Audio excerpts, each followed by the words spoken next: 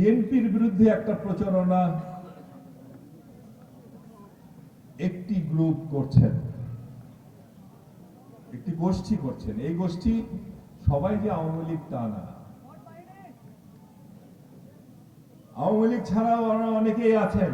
তারা বলছেন বিএনপি এটা দখল করছে, ওটা কিছু হয়তো করছে, আমরা তাদের বিরুদ্ধে ব্যবস্থা নিচ্ছি। কিন্তু বেশিরভাগ অপপ্রচার, এই অপপ্রচার কারা করছে চেনেন না? হ্যাঁ, শুধু কি আওয়ামী লীগ? আরো আছে। ওদের বলি একটু ভালো হয়ে যান। আর সারাক্ষণ ফেসবুকে কি করেন? নামাজ টামাজ পড়েন?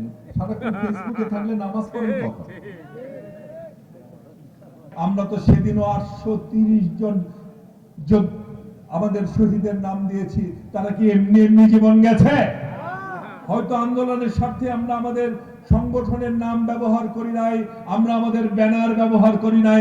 আন্দোলনের প্রতি পরতে পরতে বিএনপি ছিল, ছাত্র দল ছিল, যুব দল ছিল, স্বেচ্ছাসেবক দল ছিল, প্রতিটি কৃষক দল ছিল, প্রতিটি অঙ্গ সংগঠন ছিল আন্দোলনের সাথে। সুতরাং প্রথমবার ভোট দেওয়ার সুযোগ থেকে যাদের বঞ্চিত করেছেন এমন তরুণের সংখ্যা বাংলাদেশে 1 কোটি উপরে। যারা বাংলাদেশের তরুণদের ভোট দিতে বাধা দিয়েছে,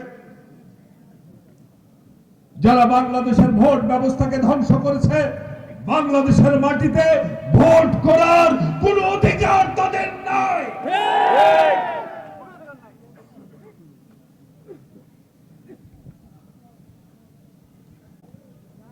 পার্থক্য কোথায় শেখ হাসিনা? ইয়াহিয়া খানের সাথে আপনি আপনার পার্থক্য দেখান।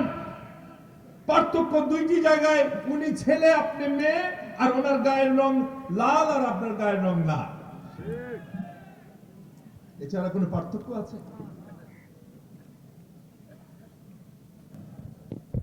চেষ্টা অব্যাহত আছে, কিন্তু আমরা যদি এক থাকি, আমরা যদি ইউনাইটেড থাকি, জনগণকে সাথে নিয়ে আমরা যদি একতাবদ্ধ থাকি, পৃথিবীর কোন শক্তি নাই আমাদেরকে পরাজিত করে।